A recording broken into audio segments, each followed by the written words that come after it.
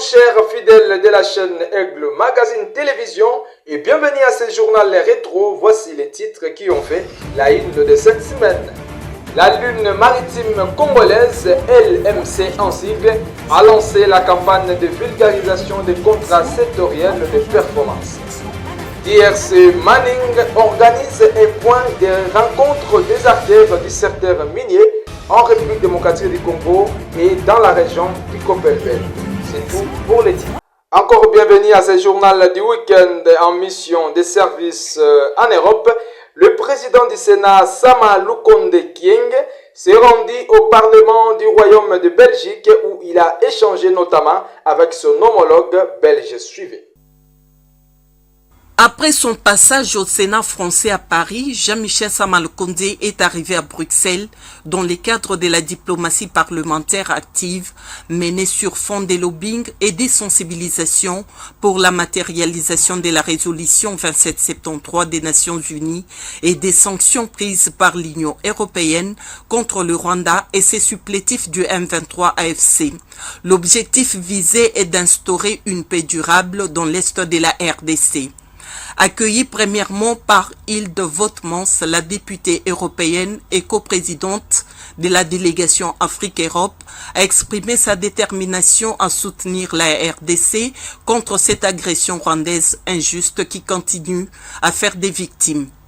Cette agression a plongé la République démocratique du Congo dans une crise sécuritaire et humanitaire qui menace gravement sa stabilité politique et empire les conditions de vie de ces populations, particulièrement dans les provinces du Nord Kivu et du Sud Kivu, massacrées en masse et pillées à souhait par des troupes de la force de défense du Rwanda, les RDF, et ses supplétifs du M23. Sama Lukonde a rappelé aux élus belges et députés européens membres de cette commission que l'application de la résolution 2773 ainsi que des sanctions de l'Union européenne contre le Rwanda et ses supplétifs du M23 devraient être de mise pour permettre une issue pacifique à la guerre et à l'insécurité dans l'est de la RDC. Cette visite de travail procède de la diplomatie parlementaire et participe à l'effort commun des institutions de la République démocratique du Congo, en particulier celui de son Excellence, Monsieur le Président de la République, Félix Antoine Tshisekedi Tshilombo, d'obtenir l'exécution de la résolution 2773 du Conseil de sécurité. Avec le président du Sénat belge, Vincent Blodel, des échanges approfondis ont porté sur la situation humanitaire et sécuritaire dans l'est de la RDC. Ces échanges ont permis de pousser plusieurs sénateurs à accélérer le processus de l'annulation de l'accord entre l'Union européenne et le Rwanda, tout en exigeant la traçabilité dans l'utilisation de l'appui de l'Union européenne à l'armée rwandaise en Mauritanie.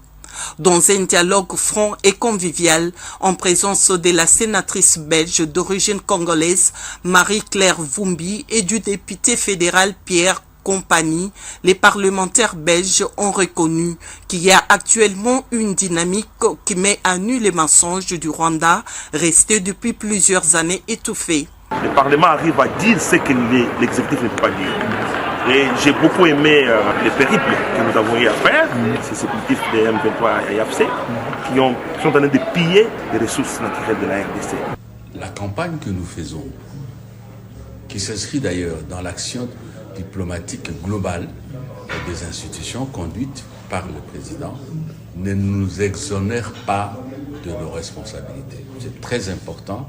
Nous n'allons pas compter ou penser que la défense des intérêts de notre pays sera toujours assumée par l'étranger. On est très satisfait parce qu'on a mené le lobbying comme il faut. Le président du Sénat a rencontré ses homologues présidents du Sénat, que ce soit de la République française, mais aussi du Royaume de la Belgique, et ça s'est bien passé. Cette mission parlementaire en Europe a permis de raconter la bonne version de ce qui se passe en République démocratique du Congo. La Lune maritime congolaise, LMC en sigle, a lancé la campagne de vulgarisation des contrats sectoriels de performance suivie.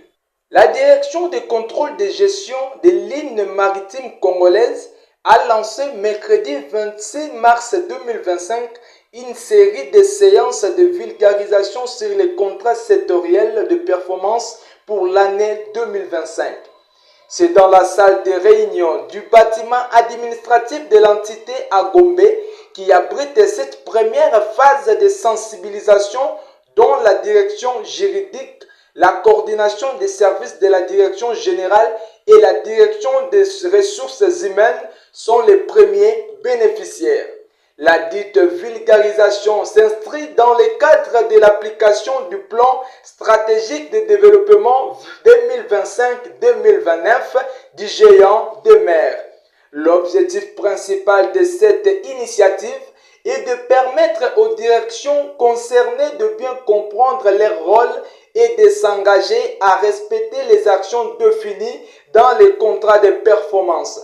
Ces efforts visent à atteindre l'objectif fixé par la direction générale, à savoir une croissance du chiffre d'affaires de 17%.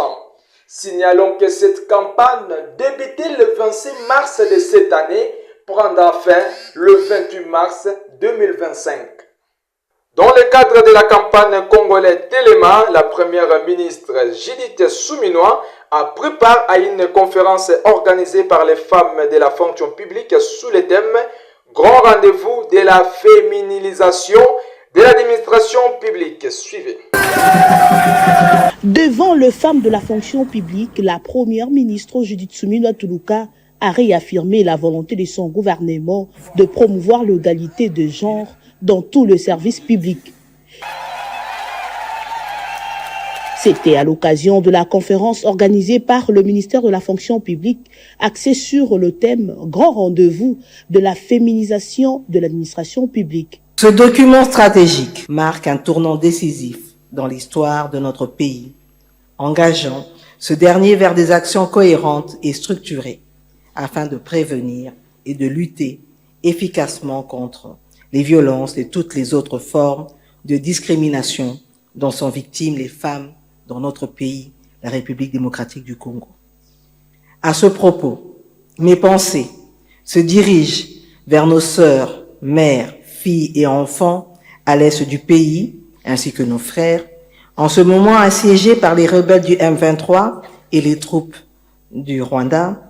Je les invite à continuer de garder courage et espoir, car notre action et notre détermination demeurent sans faille pour le rétablissement rapide de la paix et de la sécurité sur toute l'étendue du territoire national. La chef du gouvernement a également souligné les avancées significatives réalisées par son gouvernement au cours de ce mois de mars en matière de promotion du genre, de l'égalité de chances et de prévention contre l'exploitation et l'harcèlement sexuel dans le service public. La validation de la stratégie sectorielle pour la promotion du genre et de l'égalité des chances, ainsi que le lancement du processus d'élaboration de la stratégie de prévention et de réponse contre les cas d'exploitation, d'abus sexuels et d'harcèlement sexuel dans les services publics, actuellement pilotés par la fonction publique, constituent des avancées significatives.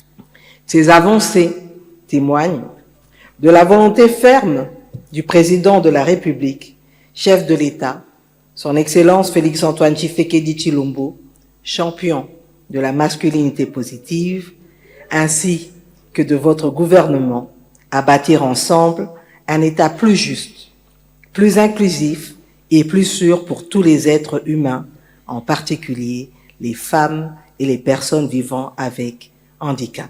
À travers cet engagement pour l'égalité de genre et la féminisation de l'administration publique, le gouvernement congolais se montre résolu à créer un environnement où les femmes et les hommes bénéficient de mêmes opportunités dans le secteur public. Poursuivons ce journal avec ses communiqués. Les DRC Mining organisent les points de rencontre des artères du secteur minier en République démocratique du Congo et dans la région du Copel Belt. Lutte contre la corruption, l'inspecteur général de finances et chef des services de l'IGF, Gilles Alinguete, est à Kolwezi dans la province d'Ilo-Laba pour sensibiliser la jeunesse contre les fléaux qui freinent le développement du pays. Je vous propose de suivre également cet élément.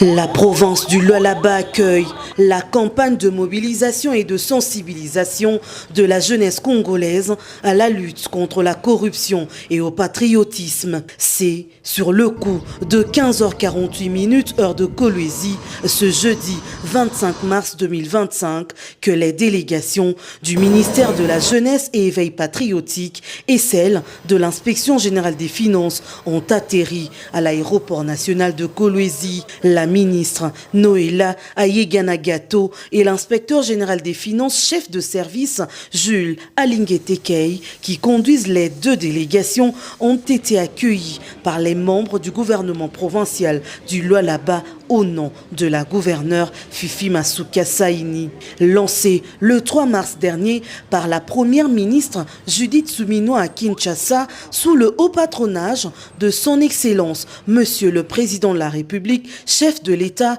Félix-Antoine Tshisekedi Tshilombo, cette campagne s'étendra dans toutes les provinces de la République démocratique du Congo, a dit le patron de l'IGF qui s'est fait accompagner de l'inspecteur général des finances, coordonnateur Herman Iyeleza. Pensons que cette campagne qui va se poursuivre sur l'ensemble de l'étendue de notre territoire a pour objet de mobiliser nos jeunes, de les faire comprendre les enjeux du développement, les enjeux de la lutte contre la corruption pour espérer demain avoir une jeunesse formée, dressée contre la corruption et engagée dans la bonne gouvernance. Il s'agit d'une recommandation des Nations Unies qui vient de placer l'année 2025 sous le thème de la mobilisation de la jeunesse dans la lutte contre la corruption. Et on pense qu'il faut travailler avec les jeunes, l'avenir de demain, de manière à avoir dans les jours à venir une nouvelle génération de gestionnaires. Kolwezi en ébullition. Les jeunes de tous les milieux sont mobilisés à prendre part à cette grande activité qui va se dérouler le samedi 29 mars 2025 au chapiteau de Kolwezi. Plus de 2000 jeunes, étudiants, élèves et les jeunes des milieux socio-professionnels attendent donc ce grand rendez-vous haut en couleur. Sur les grandes artères de Kolwezi, l'on peut remarquer des panneaux, banderoles et autres affiches annonçant ce grand événement. Le FCC de Joseph Kabila Kabange dénonce une fuite en avant et rejette les consultations pour la composition d'un nouveau gouvernement de l'Union nationale. Suivez. Le PPRD et le FCC de l'autorité morale et ancien président de la République démocratique du Congo, Joseph Kabila Kabange, rejettent en bloc les consultations lancées par le régime Tshisekedi en vue de la composition d'un nouveau gouvernement dit de l'Union nationale dans le cadre d'un travail national pour combattre l'agression rwandaise et de ses patins du M23-AFC. Pour le FCC, la crise actuelle que traverse la République démocratique du Congo est multiforme et elle a comme cause la mauvaise gouvernance du pays par un pouvoir qu'il qualifie dictatorial et asocial qui a détruit la cohésion nationale mais également rendant le pays plus que vulnérable. Selon les FCC, les consultations telles que conçues et présentées par son initiateur ne sont rien de plus qu'une offre générale d'emploi qui ne peut intéresser que ceux pour qui l'accès aux hautes fonctions de l'État sont avant tout un moyen rapide d'enrichissement personnel plutôt qu'une opportunité pour servir la nation. Fidèle à son serment de ne jamais trahir le Congo, le FCC n'en fait pas partie, dit-il Raymond Chibanda. Le président de transition gabonaise Brice Oligui Nguema relève au cours d'une émission sur France 24 le rôle caché que jouait la femme de l'ancien président Ali Bongo qui signait à la place du président suite à son AVC et annonce une ouverture d'un procès équitable. Suivez. Alors, Au Gabon, nous sommes un pays respectueux des droits de l'homme. Si on a réussi à faire un coup d'État sans effusion de sang, ce n'est pas 2 individus qui seront torturés dans ce pays. Je doute fort. La preuve, c'est que vous avez vos responsables à l'ambassade qui les rendent visite en prison. Posez-leur la question. Il n'y a aucune marque de torture sur leur corps. Et laissez la justice faire son travail. C'est tout. Il y a le temps de la justice. Je ne songe à rien faire. Il y a une justice qui fera son travail. Le procès aura lieu et il sera équitable. Je pense, selon le code gabonais, pour des crimes, on peut aller jusqu'à 2 ans d'enquête. Et les enquêtes se poursuivent. On y est presque, donc. Vous le dites. Vous savez, c'est toujours facile pour un voleur de dire que je suis innocent. Il y a des preuves dans le dossier sur le juge d'instruction. Laissez la justice faire son travail. Et je dis, laissez la justice faire son travail. Et je dis, les juges ont des preuves. Qu'est-ce que vous n'arrivez pas à comprendre? Posez la question à Ali Bongo Ondimba. Après son AVC. Posez la question à Ali Bongo Ondimba. Et je le sais pour l'avoir vu. Après son AVC. Je m'excuse. Son bras, il est paralysé. Et je l'ai vu. Il ne signait aucun document. Et je vous ai dit, la justice a des preuves. Après chaque conseil des ministres, les paraffaires étaient transférés à son domicile. Donc vous comprenez, qui signait à son domicile? Son épouse. C'est vous qui le dites. C'est vous qui le suggérez. Non, non. C'est la justice. Et qui le sait? Parce qu'il y a l'une des preuves qu'ils ont. C'est un cachet. L'armée soudanaise a annoncé mercredi prendre le contrôle total de la capitale Khartoum après être assiégée par les forces de soutien rapide, annonce faite par son chef, le général Fattah al-Burhan. Suivez. Une arrivée triomphale, le poing levé, drapeau soudanais à la main et ses premiers mots. Khartoum est désormais libre. Tout un symbole. C'est depuis le palais présidentiel de la capitale que le chef de l'armée soudanaise exulte. Plus tôt ce mercredi, l'aéroport de Khartoum avait été repris par les troupes gouvernementales. Une prise stratégique alors que les forces de soutien rapide l'occupaient depuis avril 2023 et le début de la guerre. C'est un revers de plus pour les paramilitaires dirigés par le général Mohamed Daglo dit Hemeti. Vendredi déjà, ils avaient dû fuir le palais présidentiel ainsi que la banque centrale ou encore le siège des renseignements. L'armée du général al-Burhan a également diffusé ces images prises par drone où l'on voit des dizaines de personnes traversant un barrage. Selon elle, ce sont des miliciens des FSR qui se replient vers le Nil. Avec cette perte de Khartoum, les hommes du général Hemeti ne contrôlent plus que la province du Darfour où les combats font encore rage. Ce conflit qui entre dans sa 2e année a provoqué le déplacement de 12 millions de personnes. C'est tout pour ce journal. Merci de l'avoir suivi. Abonnez-vous sur notre chaîne YouTube et bon week-end.